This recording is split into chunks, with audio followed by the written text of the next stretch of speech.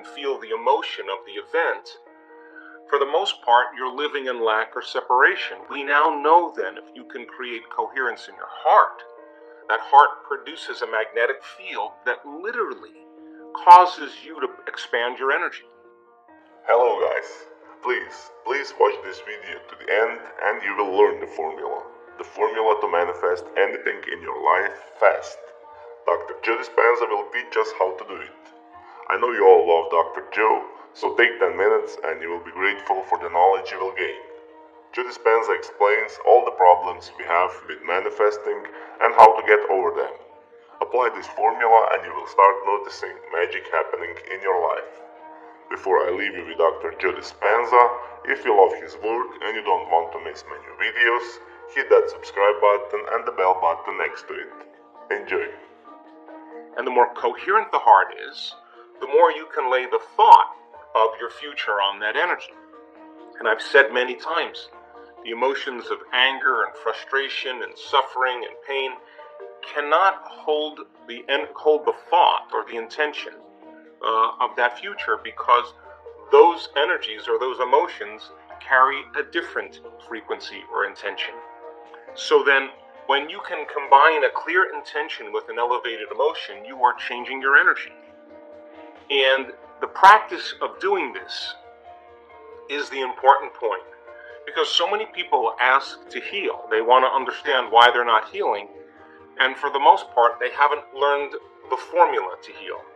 They want to create more abundance in their life, but they haven't practiced the formula to create a change or more coherent energy. And the people who begin to do this properly, something magical happens. Their brain begins to change, their gene expression begins to change, their immune system gets stronger, they start having synchronicities in their lives, and it's those synchronicities in their lives that are telling them that what they're doing inside of them is producing feedback in their outer environment to let them know that on some level, those coincidences and opportunities is the quantum field or universal mind organizing events equal to their energy. And people in this work that understand that when they get angry and frustrated and impatient, they've lost their connection to their future and they're back to the energy of their past. Now, there's nothing wrong with that. We all learn these lessons as we move along. But being able to change it in those moments when you don't want to, justified or valid or not, some circumstance in your life causes you to feel and think certain ways, causes us to be more victimized by our environment. And we're teaching people then how to create better lives. Not just do the meditations and then go unconscious for the rest of their day, but to stay conscious and to stay in the energy of their future.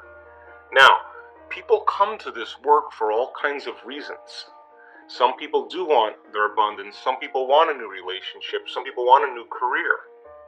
But really what they want more than anything else is wholeness. What they want is to feel more joy, more love, more freedom, and we teach people how to do that.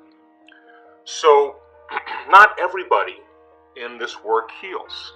This is a process of discovery.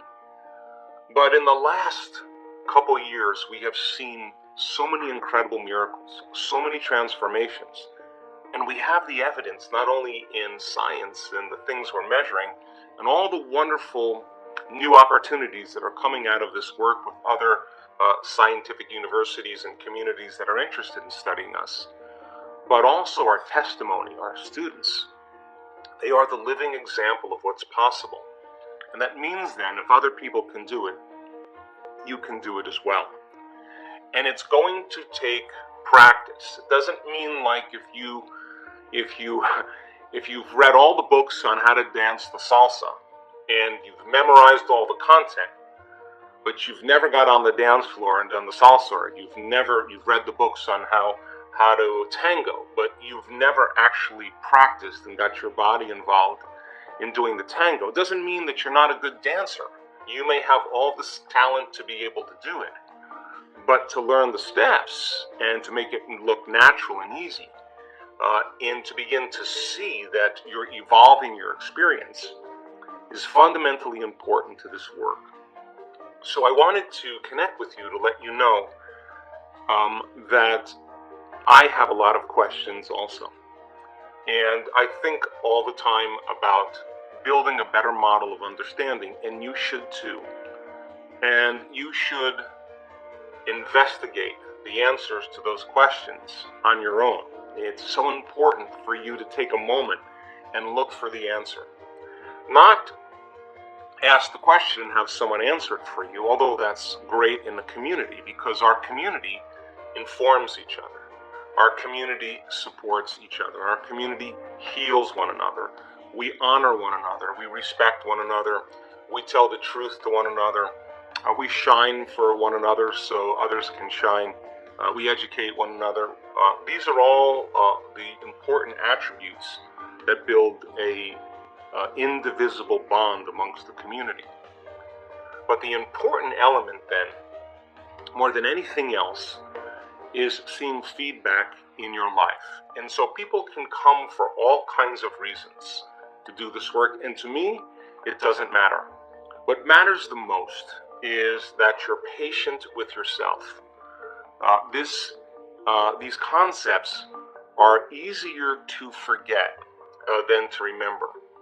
So that means then that doing this work and taking the time out of your busy lives to become an experimenter, to experiment to see if I change the way I think and the way I feel, is it going to begin to produce effects in my life, and then maintain that state, that energetic state, independent of all the conditions in your environment, independent of the conditioning emotionally that keeps you in the past or the expectation of the same future, and independent of certain habits and unconscious programs. That is the process of overcoming, and being able to sustain that state every single day causes outcomes to begin to mysteriously appear in your life. And it is that mysterious appearance of those opportunities and synchronicities that transcend our limited understanding of possibility. And so, yes, not everybody heals in this work. We're learning the process. And it's not enough to just send people love in this work. Love is the wind that moves the feather in one direction. Intention is what lands the feather on the coordinate, on the person, on the circumstance, on the condition that you want to change. And it is our intention that is a function of our brain, a function of our ability to hold an intent to our focus. The emotion is the fuel that moves us closer to that outcome. And so it's important for you to understand then that if not everybody heals in this work, and it's a practical application of overcoming every single day that allows you to become somebody else, then it would be about becoming. It would be about you becoming a greater version of yourself. And I've said to so many people in this work, you know when you're changing in your life when you stop talking about it. And when you stop talking about it, it means then that you're engaged in the process. You are in the river of change. So sending love to someone in a certain direction is good, but we require more. And I know many of you have not been schooled or instructed in the coherence healings, and that's okay. We have so many things that we're planning for our future with our communities. But if you're interested in the coherence healing, or you have somebody that needs a healing, by all means seek out the communities that provide the resources for you to help those people. So I have gone through great measures in the last several years to keep this information as pure as possible. Not for any other reason, but if I can offer you my greatest understanding of the truth, and then numerous opportunities for you to experience it, if you practice every single day, you're going to get better at doing it. I want to become conscious of my unconscious thoughts. I want to be aware of how I speak, how I act. I want to look at how I feel every single day and see if that feeling is connected to my future or is connected to my past. And I want to write all those things down and remind myself to stay so conscious that I go unconscious and return back to that old personality that's connected to the same life. And then thinking about thoughts you do want to fire and wire in your brain, and have them through repetition with intention and attention.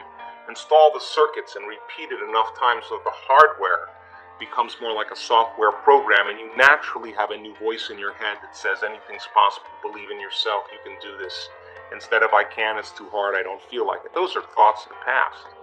To sit down and decide how you're going to be with your children, how you're going to be in traffic, how you're going to be with coworkers, what would love do, and begin to review and rehearse in your mind how you're going to be. And the act of rehearsing in your mind truly begins to install more neurological hardware. You're reminding yourself and reproducing the same level of mind. Why? So you can step into that footprint in your day and modify your behaviors to produce a different experience. That experience produces a different emotion. And you're going to want to feel that emotion instead of the emotions of your past. And then teach your body what your future feels like. Start making those chemicals. Yes, I know it's not easy all the time to feel elevated emotions. Believe me, I've been at this a long time. But that's natural and normal to excuse yourself and say that I can't. But what about the person who can teach their body emotionally what that future will feel like before it happens? And all it means is sitting down and using your imagination and thinking about how you would feel if your dreams came true. Now, if you could feel that emotion before the event occurs in your life, your body's so objective, it's going to believe that that future is happening to you in the present moment. And it's that elevated emotion that begins to draw like a magnet experiences to you. So then, yep, I'm going to tell you some days it's harder than others to feel these emotions. I can tell you because I've done it enough times. But that's natural and that's normal. But what we're after is supernatural. And if you can feel the celebration, the gratitude, the freedom of expression, the joy, the love for life, and you can feel that ahead of the experience, not only is your body so objective that it's believing that future is happening to you in the present moment because it doesn't know the difference between the real life experience and the one you're fabricating by thought alone, but also if the environment signals the gene, and it does, the end product of an experience in the environment is an emotion, you're beginning to select and instruct new genes, and you're changing your gene expression in changing your body, upregulating genes for health. And if you can sustain that emotion all day long, you keep new genes on or new genes upregulated and those genes for disease downregulated. And if you fall from grace and you lose it, that's normal, that's natural. But supernatural is pausing for a moment and getting connected to the energy and the emotions of the future. And so, going back to the basics, I go back to them all the time, but a good place to start is breaking the habit of being yourself. When you finish that and you got those meditations down where you break the habit of your old self and reinvent your new self, and you're starting to see situations in your life begin to shift without you having to force them or push them or fight for them or manipulate them or control them,